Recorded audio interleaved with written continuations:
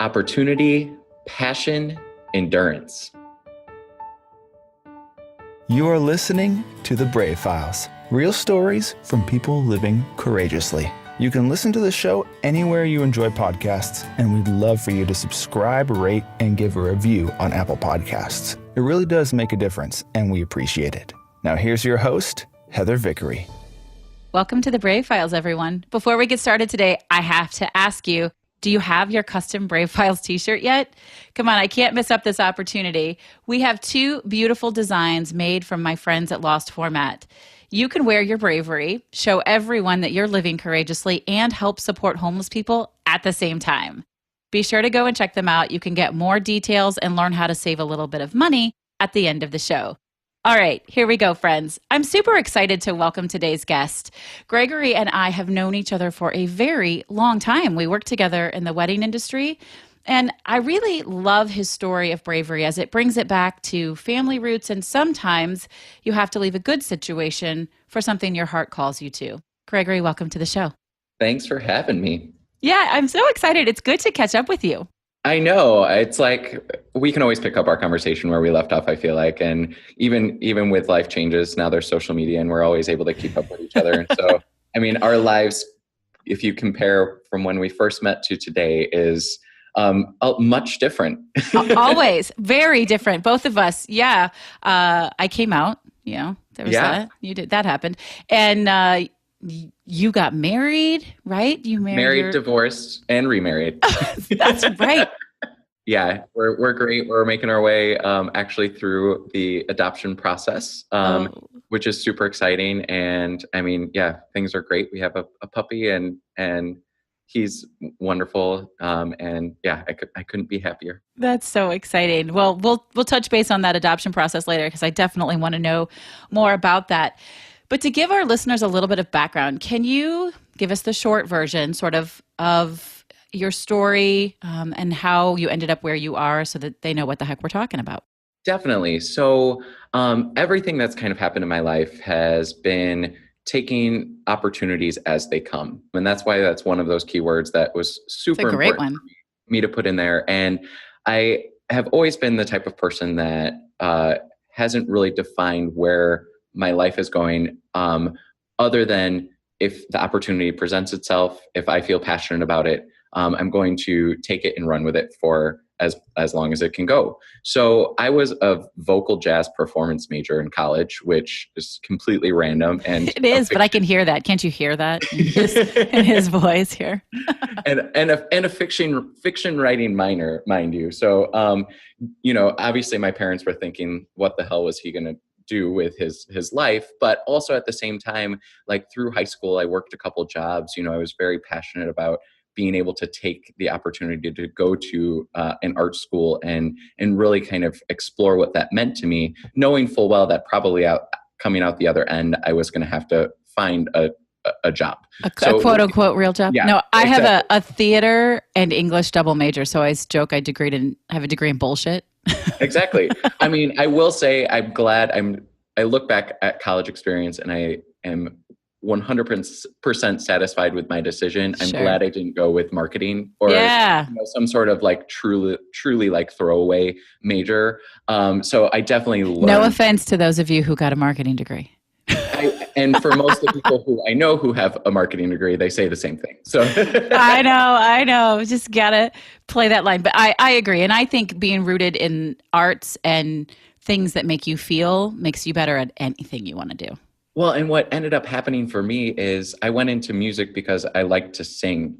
And what I came out of college with was a completely analytical mind of being able to sight read music and look at the theory and harmony analysis behind, black dots on a paper. And it was very much so different than what I was expecting it to be. But then I powered through, instead of changing my major when things got hard, I stuck with it. And then coming out the other end, I was working at a restaurant and knew that wasn't going to be the forever job for me, obviously, and stumbled into this world of off-premise catering in Chicago. And what that ended up being was a great opportunity for me to combine creativity, to combine the analytical side and explore what it meant to be in this like crazy project management world of event planning, which is where we met. Yeah. Well, and I was going to say, I didn't know, that's new to me, that was what your major was, but I'm not surprised because, I worked in the wedding industry for 20 years here in Chicago, and you are one of the most visually creative people. Your ability to take the analytics and partner them with the creative is something that I've always really admired about you. Well, why, thank you. You're welcome. It's nice to hear. Yeah.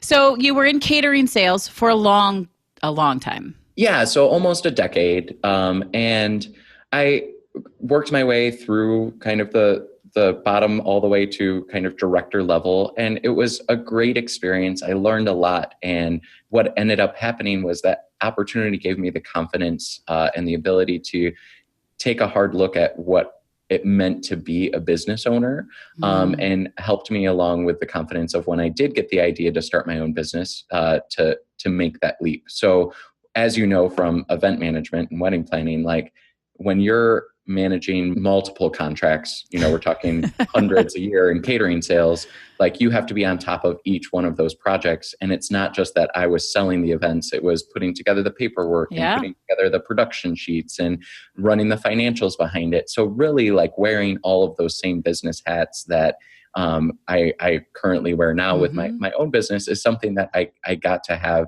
experience with before going out on my own, which was great.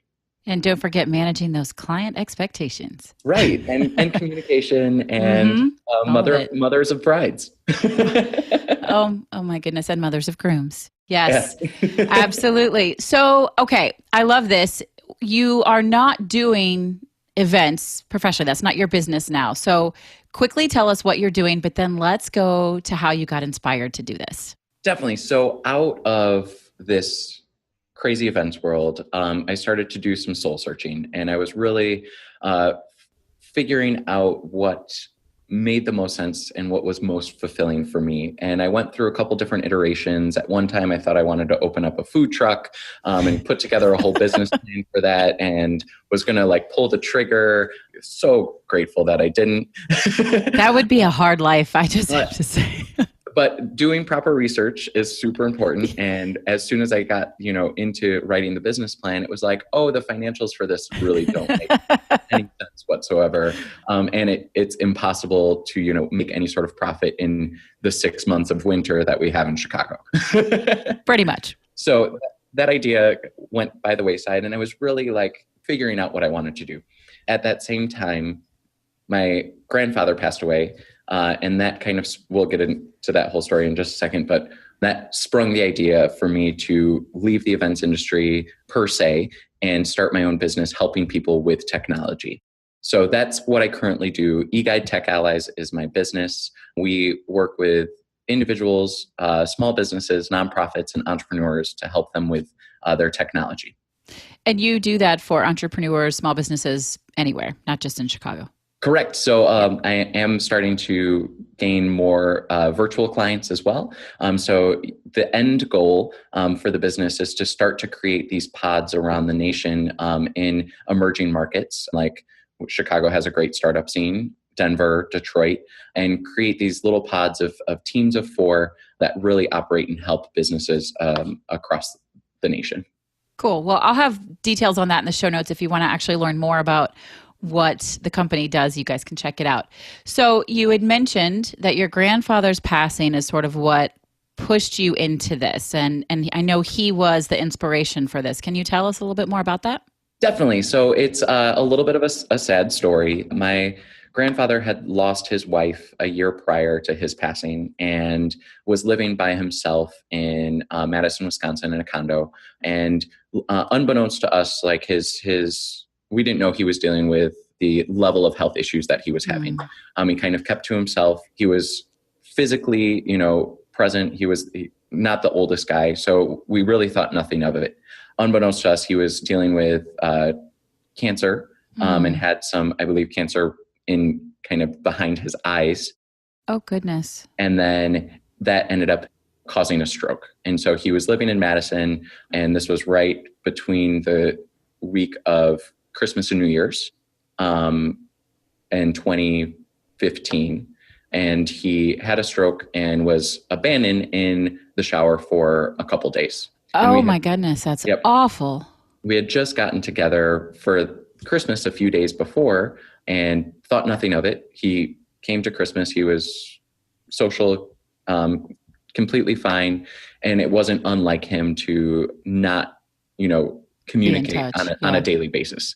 Okay. So we thought nothing of it. And then New Year's was coming along and he wasn't responding to text messages. Other family members started to reach out to him. And that's when like the red flags kind of started going off. And so not to say that technology could have necessarily saved his life in this situation, but it definitely made me more aware of the power of technology, especially as it pertains to living by yourself or being independent as an older person.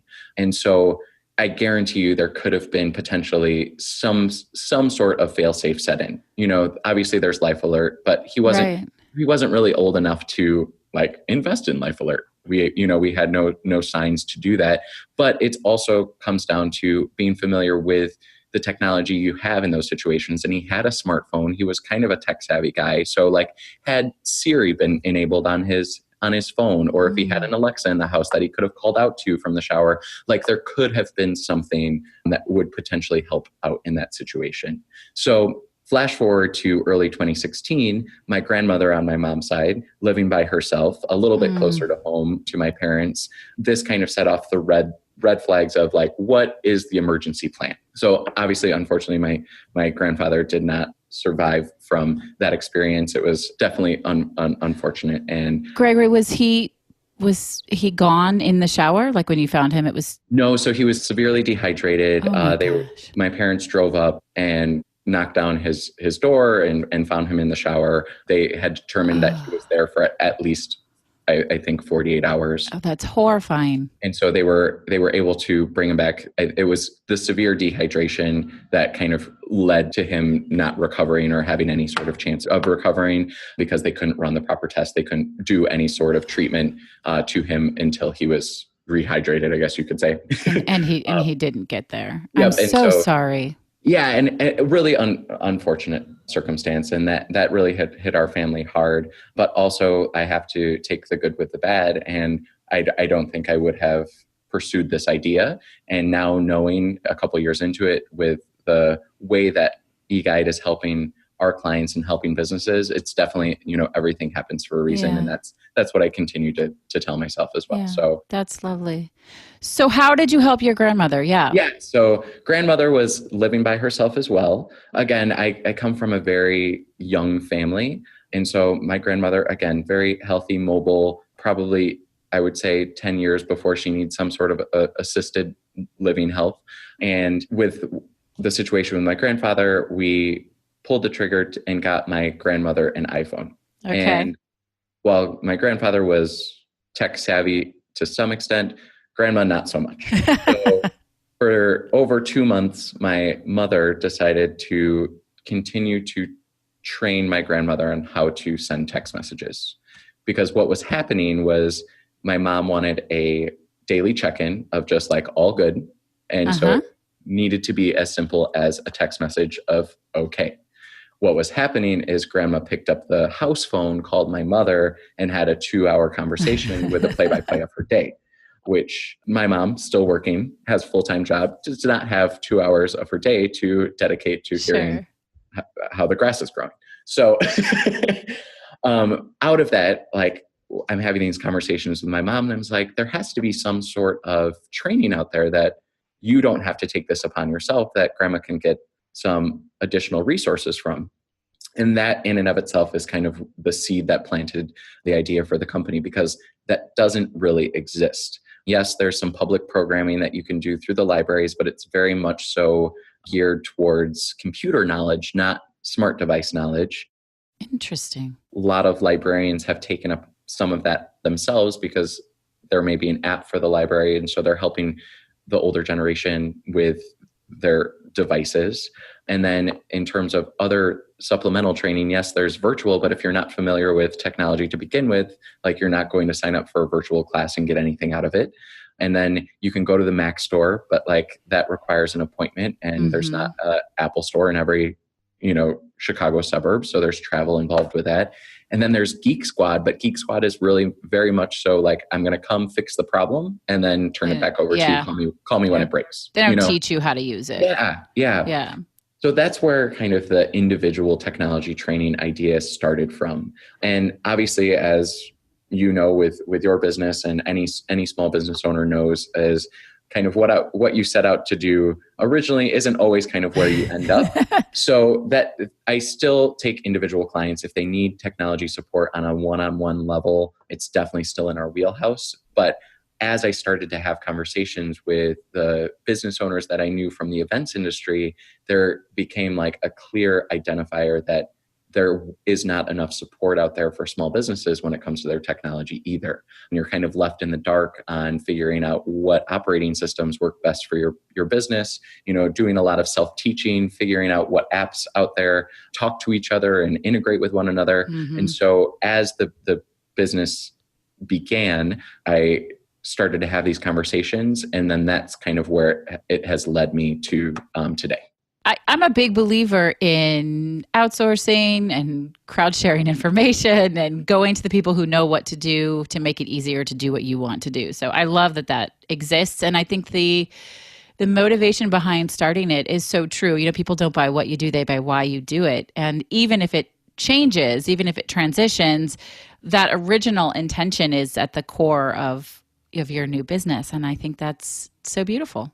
Definitely. And so part of that development is I kind of have an affinity for leadership books and things like that, and stumbled upon a couple texts that really helped me identify what our core values are as a business. And I think that's super important for any small business out there, mm-hmm. is to really establish like what is the why behind your business. So you have to tell us what the books are, because I love learning.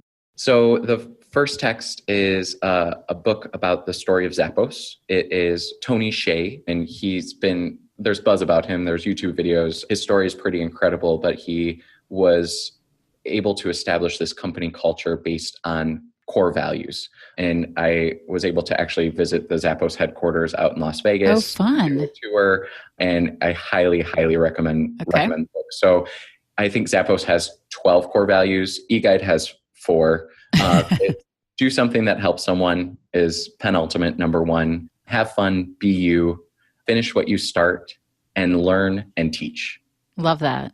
And there's it's what I live and die by. If there's any sort of question on where the compass is going for the company, it's just a great test to kind of come back to, does this align with our 4 core values? If it does, do it. If it doesn't, then probably don't take the opportunity. Everyone listening, whatever you're doing, whether you own your own business or you don't own your own business, have your own personal why and your own core values, and ask yourself that question for everything you do. Does it fit? If it does, do it. If it doesn't, it's not the right fit. Exactly. And it's helped so much. And just as we continue to grow and the team expands, it's definitely finding the people that align with those core values as well. And the book talks about finding the right team and the right fit. So highly recommend Delivering Happiness. Book number 2 is Start With Why by Simon Sinek. And that one's probably more well-known. But it's just establishing the why behind your business. And what eGuide is about is we're passionate about helping people. And as we help people, it generally has something to do with technology. But it starts with, at the core of who we are, mm-hmm. helping people. Yeah. I love that. And that's something I work with people when we're coaching on. What is the end result that you want from doing this thing that maybe you don't want to do, right? People don't love dealing with technology unless technology is your jam. Yep. And so why are you going to put yourself through this training and this learning? Well, because you want XYZ as your result. So you can always ask yourself that question. I dig that. That's awesome. So I'm curious, as you made this transition, and you've made some other transitions, we only have a 30-minute show here, so I can't get into, you had an unhealthy work environment at one point, and you transitioned out of that into a good one, and you left what was a very healthy, enjoyable position to start this business, right? Definitely. I was in a pretty cushy job.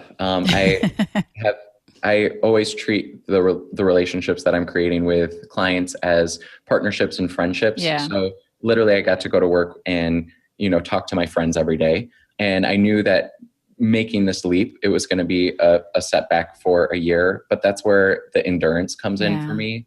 And I don't know if you know this about me, but in 2014, kind of as I was transitioning out of the first catering position company that I was working with, I decided to do a full Ironman. I did know that. No, I did. I followed that on the almighty Facebook. Yeah. So with that, like, if you want to talk about training and getting yourself in the right mindset for growth and improvement, I mean, go do a 5K if you've never done one before, go do a marathon, or if you're crazy like me, go do an Ironman. And it really teaches you about how your body is going to treat stress and treat deadlines and goals, and where your potential pitfalls of yourself are. Through that began the journey of kind of self-realization for me. And then when it came time to leave corporate, it wasn't a sense of being scared. It was just a sense of, I know this is going to be a setback, and I know there's going to have to be sacrifices made, hopefully for no more than 12 months, which worked out just fine. Did it feel brave to you to make the transition? I know you said that there was not fear. You felt comfortable with it, but did you know that it was courageous? And this is where I struggle, is to me, being brave, there's the stories of other people that you've had on the podcast, like that is true bravery. For me, this was like not to that same level, like it's not life or death. I'm just going to interrupt you because you're not wrong, but that's one of the reasons I do this show, is because I think bravery comes in a lot of different forms. And to remind everybody who's listening that you can choose to bravely step into your life in a lot of ways. They don't have to be big. You don't have to face a tragedy. You can decide to leave a really good job for something that your heart tells you is important, and that's brave. You can go out and take food to the people on the streets, and that's brave, right? It doesn't have to be ginormous, and choosing to surround yourself with brave choices is contagious to those around you, and it's just part of what makes a stronger community and a better world. Definitely. So to that definition, yes, it was a brave decision, but where I would put it on the scale of brave decisions, it probably would be towards the 10. Well, I'll still give it to you. I obviously, I think it is, or I wouldn't have had you on the show, besides the fact that I just wanted to catch up, but we could go have lunch and do that. So exactly. As you were going through this process, what would you say has been the most difficult thing? What was the biggest struggle? So, right off the bat is coming to terms with how you're going to make the machine work, is at the end of the day, if you aren't bringing in business, there are bills to be had, and there's a quality of life that you're accustomed to, and there are going to be sacrifices that have to be made. And so part of that struggle for me right off the bat was getting my community on board with my decision, and making sure that I had the support system in place so that I was preparing myself for some of that sacrifice that was going to have to come up from the beginning. So luckily, like Chris, my husband, is my support system and my rock. And obviously I couldn't do this without him, but knowing that he had my back along the way was able to right off the bat get me into a better place as those sacrifices had to be made. Makes a big difference. So then, I always ask in every episode about celebrating success, and I often ask about joy. What has been their greatest joy? So let's combine those two. What has been something that's just really blown your mind, like, this is so great, this is why I do this? And then when you have successes like that, big or small, how do you honor and celebrate them? Definitely. So if you would have had this question 12 months ago for me, I would have been looking forward to the impact that I would have been giving people in their lives. And that probably would have been on an individual level of, I'm teaching someone that skills with their technology that could potentially save their life. But what has actually come about is we're starting to develop some really great relationships with some nonprofit organizations. Love that. And there's two in particular. I know that's going to be a question coming up as well. So I will mention them then. But at the end of the day, like, we're able to help them with in terms of technology as an organization is giving them the ability to stay focused on the mission, to stay focused on their development efforts, to kind of, for a lack of a better term, kind of lubricate the machine, so that it's just a little bit easier. It runs a little bit more efficient and really gives them the ability to impact the world based on their organization. So being an extension of that has been the most amazing experience to date. I can't wait for that to continue with more clients as the company gets bigger as well. And how I celebrate that. Yeah. Definitely just being able to establish those relationships. I treat my clients now the same way that I treated them back when I was in, the events world. Is it comes down to enjoying the relationships that you're making with the people that you're working with. And we spend so much time at work and doing something that matters and having an impact and sharing that with the people that I'm working with is definitely the best way to celebrate. That's great. I love that. I just think it's so important to stop and honor those moments. You guys hear that every week, and I'm just going to keep reminding you. So please do now share with us your favorite charitable organizations to support. So there's two nonprofits that we've been working with as a company. The first is near and dear. It's an old friend of Chris, old colleague of Chris, and she is a powerhouse. And the organization is called the Surge Institute. And they really work on developing leaders, emerging leaders of color, to take more powerful leadership roles so that when people are coming up within an organization or school or whatever have you, they're identifying with people that look like them in positions of power. Fabulous. I love that. Amazing? Yeah, love it.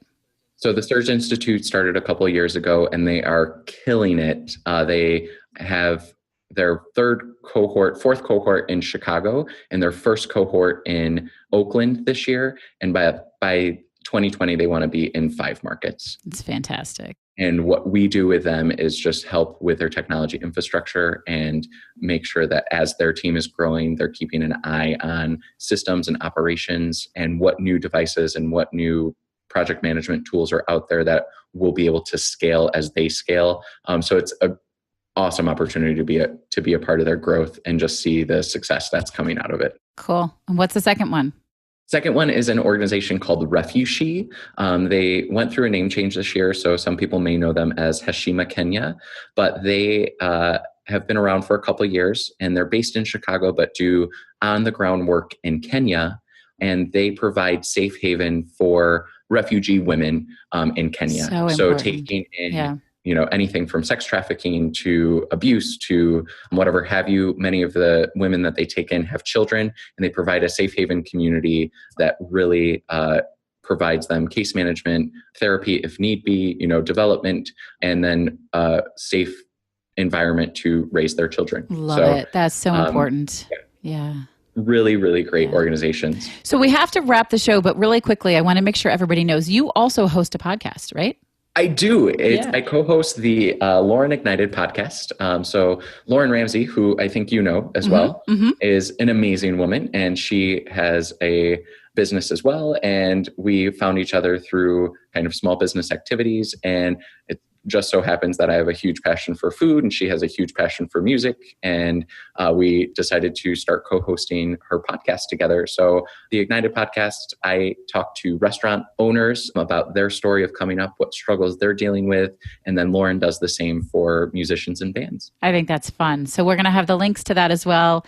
Check it out. Share them some love with them. And also, as always, with the charitable organizations, friends, I ask you at the very least, click those links when you see them on the show notes or in social media. Learn more about these organizations. If you have a way to support them financially, emotionally, volunteer hours, anything like that, give as much as you can. Nobody ever got poor from giving. Nobody ever gets poor from giving. I like that grammar, but it sounds more fun that way. Gregory, can you share your 3 words with us one more time? Yes. So opportunity, passion, and endurance. I think those are great. And you are certainly a wonderful example of stepping up into opportunity. We can just see and feel your passion. I know it. I've seen it for years and years and years. And you explained endurance, and that's pretty badass. I'm not sure that I'm going to be the I'm not even going to be the 5K runner. I'm going to be real honest, but I love that you do that and you have a beautiful strength about you. Gregory, thank you so very much for being here with us today. I'm a big believer that we find inspiration and strength to step into courage in many, many different ways in our lives. So I'm grateful for your story. Thank you. Thank you. Yeah, you're welcome. You never know where your brave inspiration will come from, folks. So keep your eyes open, listen to your heart. And I'll see you next Thursday. This is Heather Vickery reminding you, as always, to choose bravely.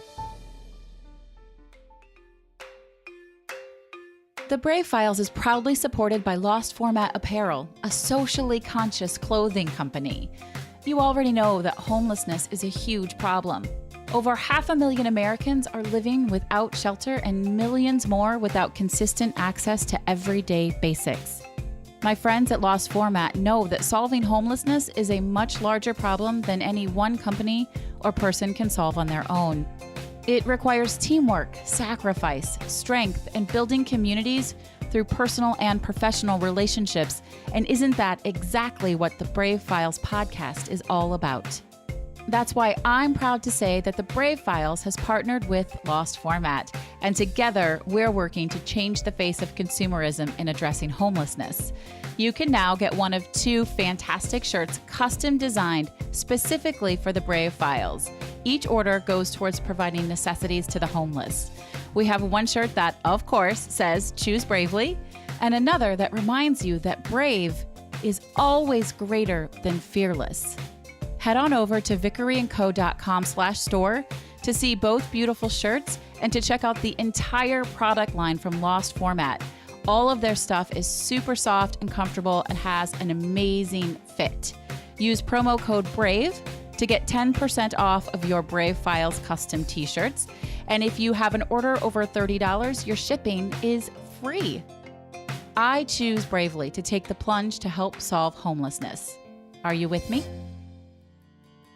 Thank you for listening to The Brave Files. Be sure to visit thebravefilespodcast.com to access the show notes and discover fantastic bonus content. Music composed and produced by Matt Lewis of Union Music, LLC.